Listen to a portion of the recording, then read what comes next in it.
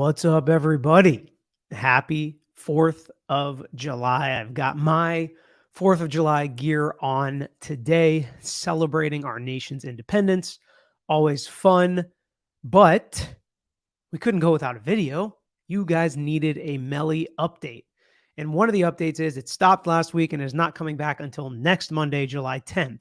So we're just going to bring you back up to speed as to what's happened over the last couple days, where we're at, and what the state's real focus is.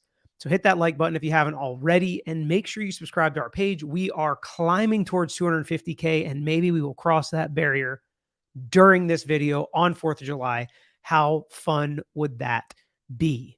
So we start by finishing with Sergeant Williams, the trajectory expert.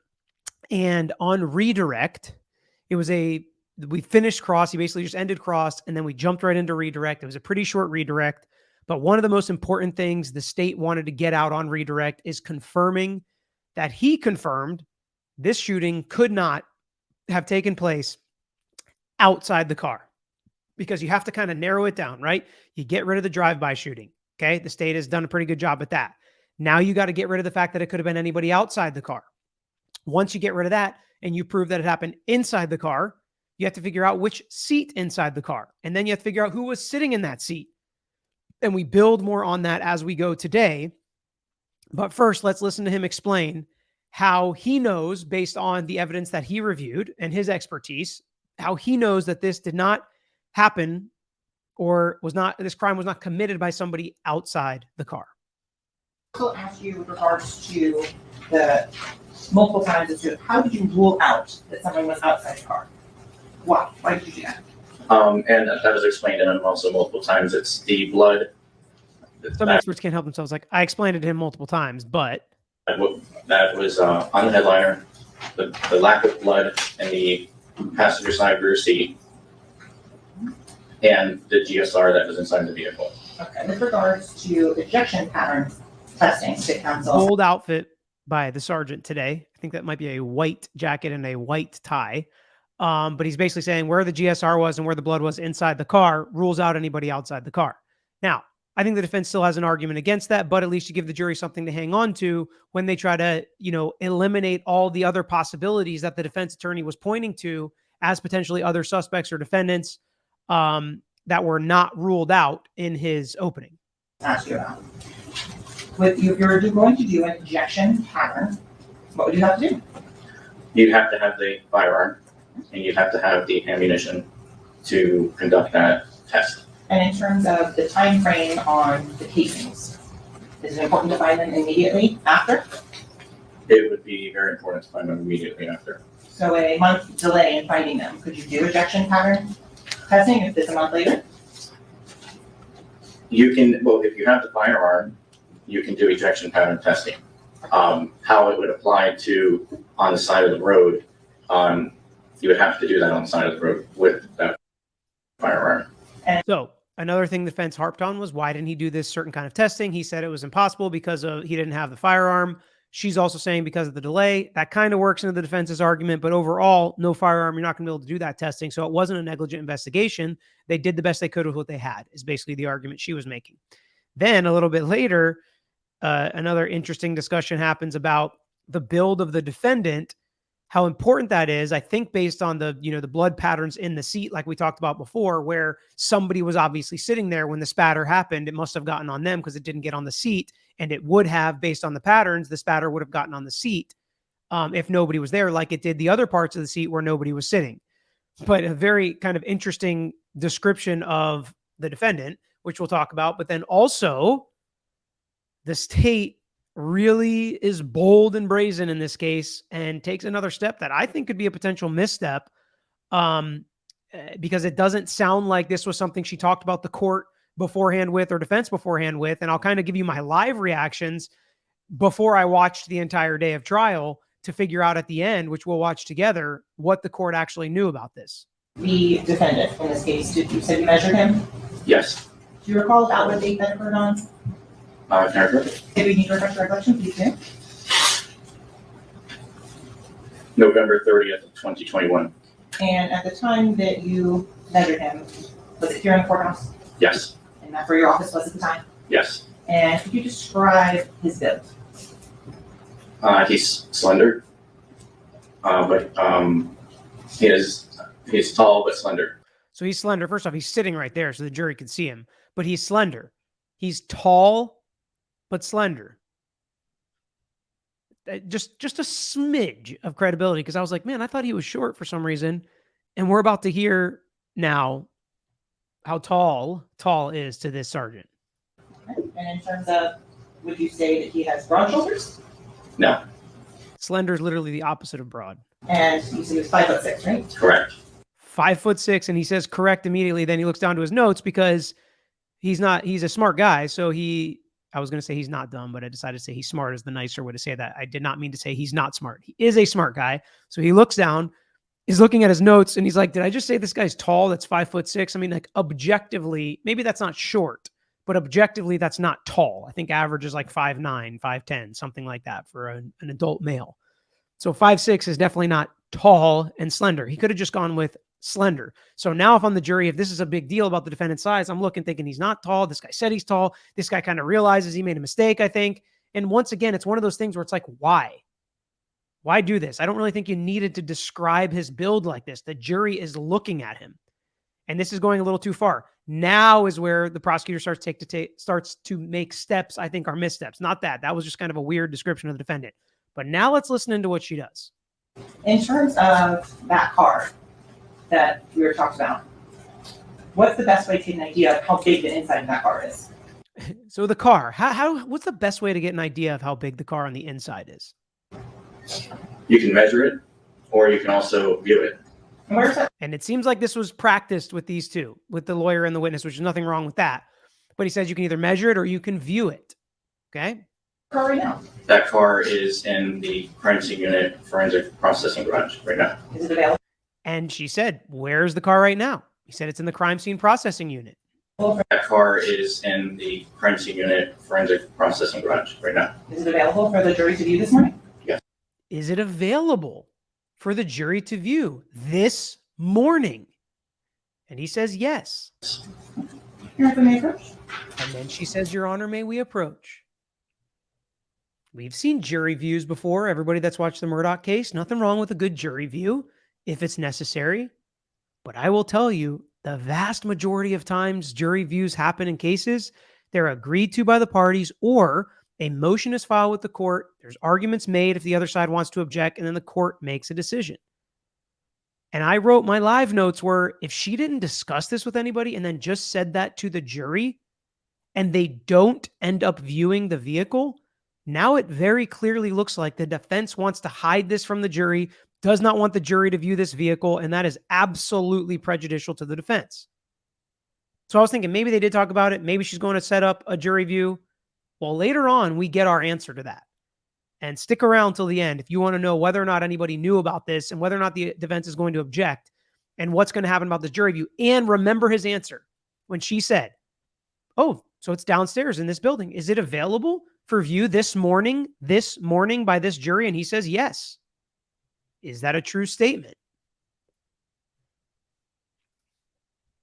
I'm going to make a note to make sure I come back to that.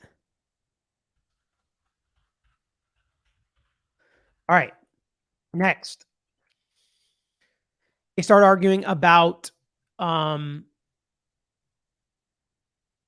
photos coming in. There's like 300 plus photos. Defense keeps arguing that they shouldn't come in, but they made the argument that this phone is not Melly's. This Snapchat's not Melly's. So the state's going to be able to get a lot in to try to prove that. And there were so many arguments going back and forth. And I kind of wrote down that it's annoying that both of these defense, and I've thought they've done a great job, but it's annoying that they both keep arguing. It's like, who is taking this point? Because this guy will make an argument and this guy's like, oh, one more thing, judge, before the state even gets to respond. So now there's like multiple people firing at you. And the vast majority of courtrooms do not allow this. So I was surprised. Again, these are my live notes. The judge does say something about them later, which we'll get to. But the judge gets mad at the defense attorney for making these arguments, saying you should have filed the motion in limine long before when talking about these photos.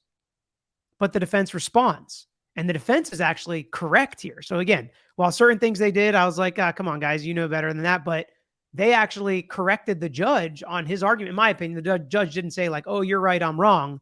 But he ended up granting some of their objections because the defense explains it better than the judge on what you do when the state drops 300 photos on you, and now they want to put them all into evidence. What's the 403 analysis? Well, the relevance, the 401 analysis. Right, I heard 403. No, All right, so 401. relevance on past because they're trying to establish who owns the account. So the relevance objection goes. So he's like, stop arguing about relevance. You're making him prove that this account is his. We're moving past that. Talk about the prejudice. What's the 403 analysis? Okay, I understand, Your Honor, that it's overruled, but I'd just like to actually make the argument, which is, if their purpose is to establish ownership because of who is depicted on the videos, that would be undercut if we're seeing other people depicted on the videos. That does, if the person on the video establishes who owns the account, then it might be the other person's account. So that just shows that the argument does not carry weight. As far as the 403 analysis. You can argue that to the jury. You can argue that to the jury. Okay, I want to put my relevancy argument on the record for the court to consider. And that's a little way of saying from the defense that, Judge, I think you're wrong. So I understand your decision, but I want to put this on the record so that when we do appeal this issue, if we lose, that it's appropriately on the record. I'm protecting the record for appeal because I think that you are wrong. Okay. That's not the part the defense was right about. We haven't gotten to their little argument that I think the defense was right about yet, but I think we're about to get there. As far as the prejudice is concerned, Your Honor, in each one of these, it depicts Mr. Demons in a what may be, and we've only seen it. One thing we want the court to do is see them all, not assume the balance of them is not going to contain information that may have a 403 objection. So we first want to see them all and not be ambushed and try to unring the bell after. You haven't seen them? We haven't seen the ones, we haven't had them identify the ones that they intend to play. I mean, if you download some social media. He's like, oh, you're saying you haven't seen him now? And the defense has seen him, but they've probably seen thousands of pictures, not just these 300. With millions of items of information, and then come in here and cherry pick some to show, we need to see what they intend to play so that we can have some basis to either interpose an objection or not. That's what they call a motion in limine. You file a motion beforehand, say, Judge, we need some determination as to all of these videos, which ones you're using or something along those lines. So this is where I think the judge is incorrect. Now, generally, it makes sense. You should file a motion in limine before trial to keep as much out as you can or bring it in. It does not sound like there's been a lot of back and forth between the state and the defense as to, we're going to put this in, we're not going to put that in. Or like in civil cases where you list every single exhibit you're planning on putting in and we have to put our objections next to them. It sounds like they didn't know which pictures were coming in. And to be fair to the state, they probably didn't realize they were going to have to prove this was his Snapchat. It seemed like it was obvious. They didn't feel like they were going to have to prove it was his phone. It was obvious. But the judge says, you should have done this before. You're way past making these objections. And I think the defense correctly explains it, makes the argument, and then the judge actually agrees and takes some of the pictures out.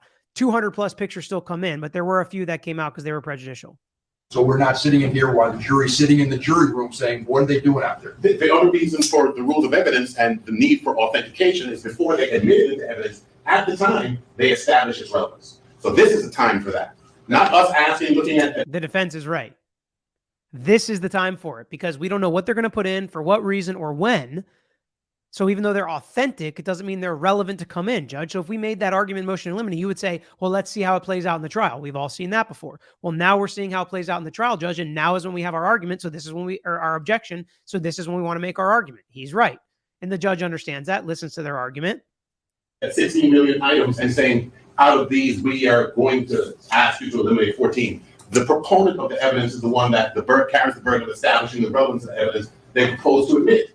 And at that time, the relevancy or 403 objection becomes right because of what is ensued in the trial. And I think he knows he's wrong at this point.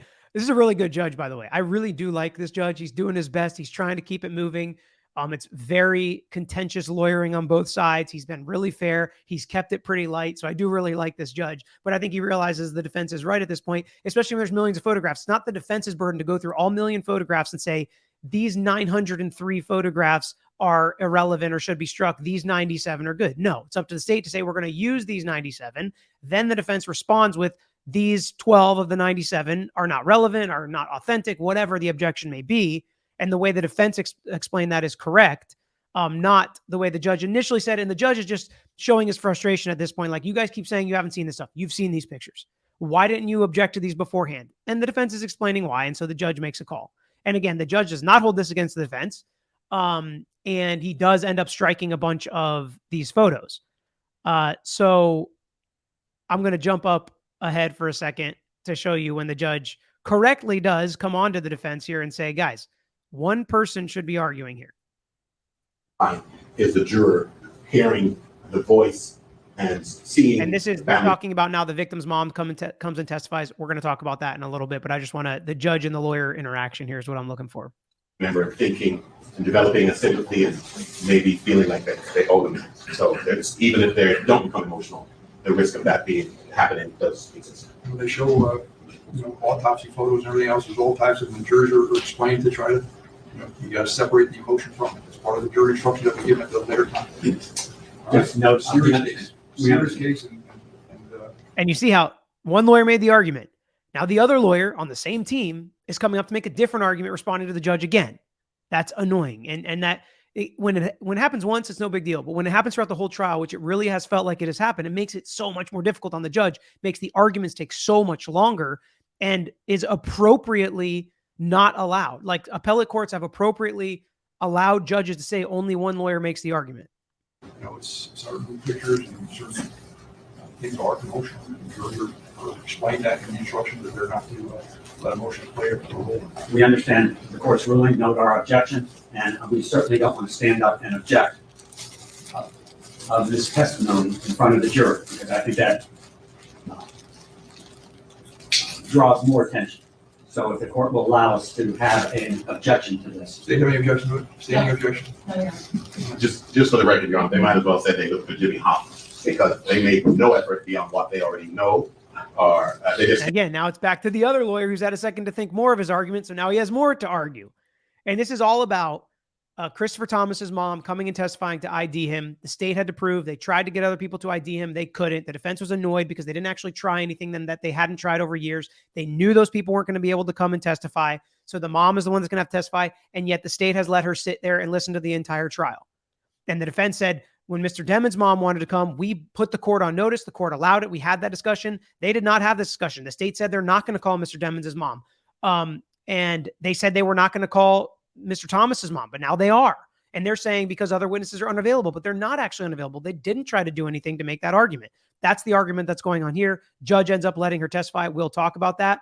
But again, this is more to focus on what the judge is about to do to the defense here. Rightfully so. Name and voice the name of people they have there. Like a tandem thing. I thought we talked about one attorney making the argument. It goes back and forth all the time. Just want to make sure we have a complete record. Well, then talk to yourselves about it beforehand. But one attorney making the case, she's arguing for the state on this issue. One of you should be able to argue the issue, not have both of you come back and one after the next. All right, I've ruled. And there he goes. He goes, one attorney. He said it very nicely. And the defense is like, we're trying to make a complete record. It's like the rule. That's fine. Talk to each other, take your time, discuss your arguments. Then one of you present the arguments. You can sit there and discuss with co-counsel. Okay, make this argument, this argument, this argument, this argument. What you can't do is me make 4 arguments. Then he makes 4 arguments. And then while he's arguing, I can think of more arguments because then you could just go forever. And you do want a complete record. You do want an accurate record, but you do not want to take all day arguing back and forth. So one lawyer should be doing that. So Chris Thomas's mother does take the stand, identifies her son based on photos she was shown before court. They didn't bring up the photos again and make her do it. They show her the video, so she identifies her son gets in the back passenger seat. And she also identifies that Melly gets in the back driver's side seat. So that's important as well. She's able to put them in the chairs, the deceased, and then based on the trajectory analysis where he says the shooter was sitting, Melly was sitting. Now, so we're continuing to zone in that circle for the state. No drive-by. Nobody outside the car, must have been inside the car. Okay. Where inside the car? Back driver's side seat. Okay. Who was sitting there? Now we have identification as Melly. Was he still there? And that's when we get to all the cell phone pictures. Okay. So they put in picture after picture and clip after clip to prove this is his Snapchat. This is his cell phone. The state did a good job. You know, when somebody takes, I don't know if you've ever seen a selfie and somebody has like 50 pictures they take and they pick the best one. Well, whose phone do you usually take the 50 pictures on? Yours. And so that's what the state's arguing. A lot of these seem like duplicates, but he took 50 pictures of himself, picked the one he liked and put it on there to prove this was his phone that he was taking all of those selfies with. He picked the best one and posted it on social media. We're going to show that social media post. That proves ownership of the phone. That proves ownership of the Snapchat account. And I think the defense basically is kind of stepping in it because they've given the state a broader relevance besides just stipulating to it. Same thing with calling the victim's mom. Incredibly sad. The only thing they asked her on cross as the defense was, we just want to express our condolences. They put an objection on the record before the jury got in to not object while she's on the stand to draw more attention to it or make them look like jerks. They knew all of that, and that does look bad, and it is sympathetic for a victim's mom to come testify. How do you get around that? You can stipulate to the victim's identification. The judge even said that happens in most cases. They didn't do that here. So it was their decision to bring this potential extra sympathy, and the judge said, we have to tell them to put sympathy aside 1,000 times in a trial. This will just be another one. So they continue more and more and more photos, and I'm thinking to myself, I feel pretty confident now that this is Melly's phone and this is Melly's Snapchat. Now, are we going to get the GPS boom, boom, boom, boom, boom that show Melly's phone was right here when this happened? I know we have some cell phone data. I'd like that loop to be closed a little bit better, but I'm starting to believe it's Melly's phone. And one of the reasons that I'm starting to believe that is the defense going to bring in somebody that shows me a bunch of selfies of Christopher Thomas or Anthony or Bortland? Who else's phone? Who else is taking selfies? Who else is connected to all of their social media accounts? Who else is posting pictures on social media accounts from this phone? And while the defense does not have a burden, I think the state has proven it's Melly's phone. And the only reason I'm going to think it's not Melly's phone is if the state or if the defense comes and pokes some holes in that, not just by saying somebody else could have done this, but did anybody else do this with this phone? And if I don't get any of that evidence, I feel like the state's given me enough that this proves this is Melly's phone beyond a reasonable doubt. And then if we get there and we've heard the defense kind of make these arguments that, oh, it's not Melly's phone or somebody else could have used it, do I start to think the defense is lying? Is the defense losing any credibility with me as a juror that doesn't know any of these people from Adam? And the whole time they've been making me think, oh, no, this is not Melly's phone. Lots of people use this phone. Well, who else? Because the state's given me some pretty good evidence and a lot of it to show that this is Melly's phone. So you have to be careful about making arguments like this because you don't want to lose credibility. It's a good argument and it's an important argument because of the phone pinging and tracking.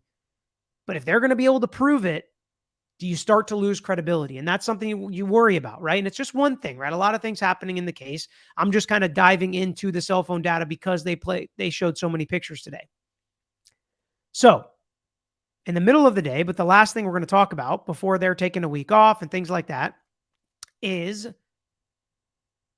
the jury view of the car. If you remember, it's available to go view today, according to the sergeant. She brought it up in the presence of the jury. They heard that. And that's the best way to see how big the inside is and how we can fit Melly's, tall and slight frame.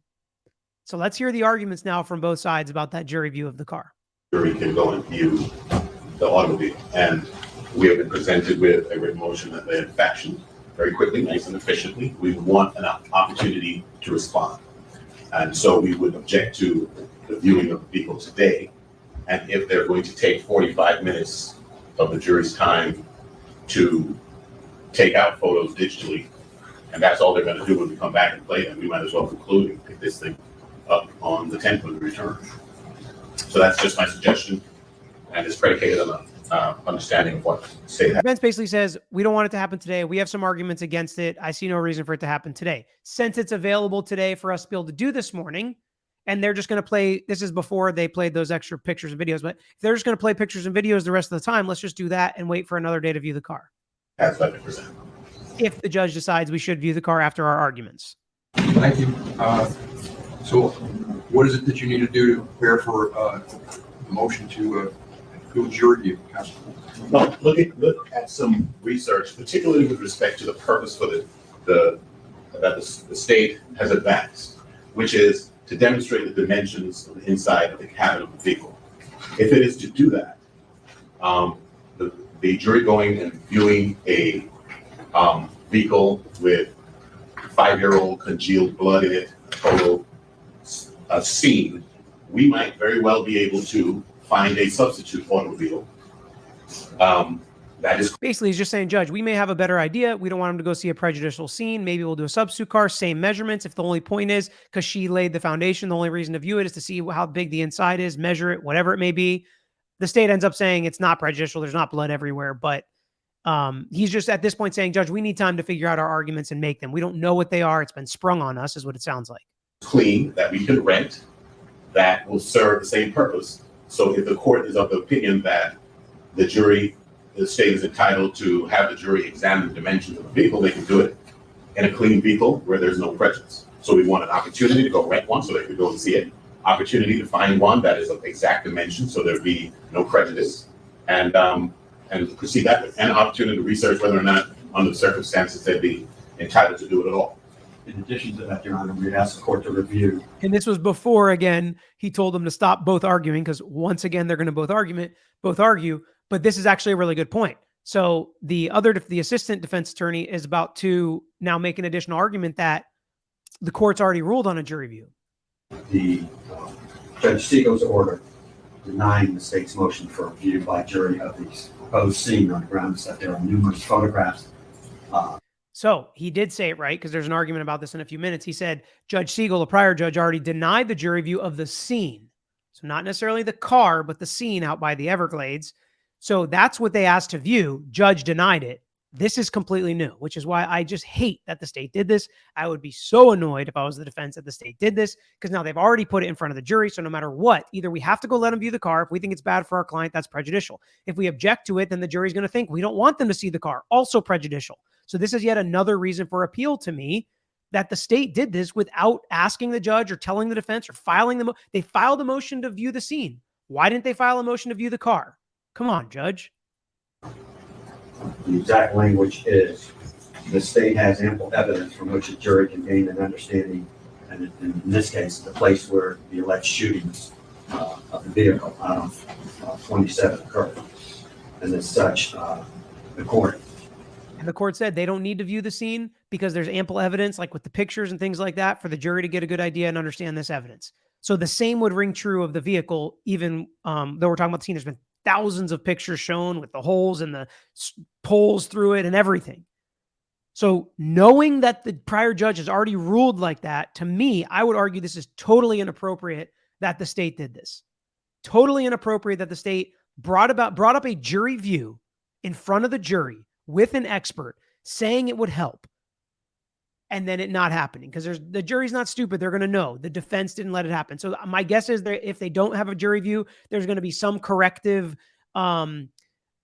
discussion from the judge saying, I am the one saying you can't go view it. It's not the defense blocking it. Some curative instruction, which the state is creating the necessity for, which they should not do. Number one, or number two, if I'm the defense and I agree to it, I will say, Judge, we're only agreeing to it because the state forced our hand and we don't want to make it look like to the jury that we're trying to hide something. So either way, I think this was inappropriate by the state to do this in front of the jury without notifying the parties, like you're supposed to do with a jury view beforehand, not in the middle of trial while there's a witness on the stand in front of the jury. Judge Siegel denied that jury. There are plenty of photographs of the Jeep. I think the state introduced somewhere in the area of about 40 to 50, possibly more photographs of the Jeep. There's no need to do that, but if the court is considering it, we obviously need time to do a little research on it. Here in the state, what you guys said, asked the defense counsel numerous times if they wanted to view the vehicle and be able to make an accurate determination of that. They've declined to do so on any prior occasion. So she said, we've asked the defense if they want to view it. It's like, that's very different, the defense viewing it rather than the jury viewing it, because the defense maybe didn't need to view it because they have the pictures. The vehicle is downstairs. If Your Honor and defense wanted to look at it to understand that it is not gory or gruesome in any way at this point. There's no bright red blood stains or anything like that. She confirms it's not gory and that it's downstairs. Counsel and the judge can even look at it to make that determination. Yes, that would be important for defense counsel and Your Honor to see before making any such determination. Well, a couple things. Number one is that I wasn't aware that Judge Siegel already ruled on a motion for a jury review. No. The judge is like, first, I wasn't aware the other judge already said no to a jury view. I would not be happy if I was this judge, knowing somebody already said no, and then you just brought this up in front of the jury. Of the car. That was done with regards to transport the jurors to the scene, to give them an understanding of the time and space from. And while she's right, there is a difference between the car and the scene. The ruling and the reasoning behind the ruling is really the same, I think. Fort Lauderdale to the edge of the Everglades. So that was a separate with regards to a jury pool in terms of transportation and things of that. So You're suggesting what Mr. Adelson just represented to me had nothing to do with the jury view of the vehicle. correct. That is correct. I said the scene. And if the court misunderstood me, I apologize if I did I not. didn't hear that. Regardless, Counsel, I spoke with Mr. So here's the kicker. Remember when the sergeant said, it's available this morning for the jury to view? Yep. That's evidence in front of the jury. Let's hear what the judge says about that. Is that actually true?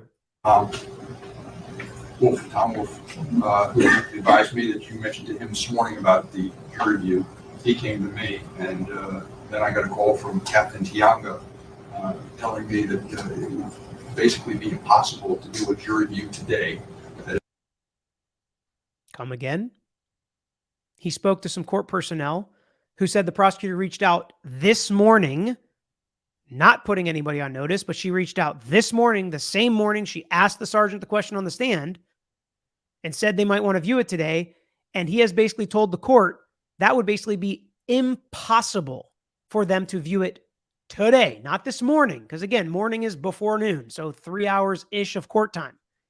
So if it's impossible to view today, then it's even more impossible to view this morning. And therefore, again, that's inappropriate. It's not true. It's not something you should put in front of the jury if you don't know that for a fact it is true. And I would almost ask for an instruction from the defense to be like, Judge, can you instruct the jury that court personnel actually said it's impossible to view that car today? And so they know that what the state just said was wrong and that we're not doing anything to block it. I would be worried about this. Because at this point, especially with the cell phone stuff, how it's starting to turn bad for the defense, like they're saying it's not his cell phone. It seems like the state can prove it. I don't want them to think we're trying to block evidence or play some funny games or funny business with them. So I think this is a prejudicial look for the defense that's created by the state. If they were going to do it would basically be impossible to do a jury view today. That if they were going to do it, they needed time and wherewithal to a secure area because the jury view would, I presume, require the defendant to be there. They'd have to be unshackled. This counsel would have to be there. You'd be there. I'd be there. The jury would be there. And it would be, they'd have to secure the area. And what was explained to me by Captain Tianga is that's not a secure area downstairs. And he is concerned about it. So he said it couldn't be done today. And if you went so far as to ask for a jury view of the scene from Judge. So before we get to that last point, couldn't be done today. It's not a secure area. We got to get the defendant there. We got to be there. I got to be there. Judge has, or a defense attorney has to be there. You have to be there. Jury has to be there in an unsecure area. It's not just something that can happen like that this morning when you didn't tell anybody about this. And I mean, I feel like a prosecutor should know that. We've seen different kind of jury views, Murdoch, Darrell Brooks, things like that. This would probably be more akin to Darrell Brooks where they just go down and look at the car like they did in that case. But even that, there's still another point coming from the judge. And if you went so far as to ask for a jury view of the scene from Judge Siegel, I would have thought you would file a motion pre-trial regarding seeing a jury view of this. He's exactly right. If you were going to file a pretrial motion for a jury view of the scene, why not file one for the car? As well, and you didn't. And I would have thought you would figure that out before you say something to the jury that it can be done or would be done. He's 100% right. Why would you do this? Why would you put this in front of the jury before you even knew A, it was possible, or B, if I was going to allow it, especially when you're 0 for 1 on jury view requests? In this case, this is not something that just popped up. Now, he doesn't seem as annoyed with the state as I would be, but I'd be really frustrated by the state with this set of circumstances. You know, that's the way it was. The implication I got. I would just think you cleared it out with the court before you start telling the jury about it. In any event, so we're going to bring the jury in. So that's basically it. He's like, I would think you'd want to clear that with the court before putting it in front of a jury. And I completely agree with him. So it's kind of continued the contentious legal battles, some steps by the state that would make me really frustrated as defense counsel. The judge doing as good of a job as he possibly could And again, being level-headed, less annoyed than I would be, as I've said multiple times, as a judge. But that would be really frustrating if the state did something like that.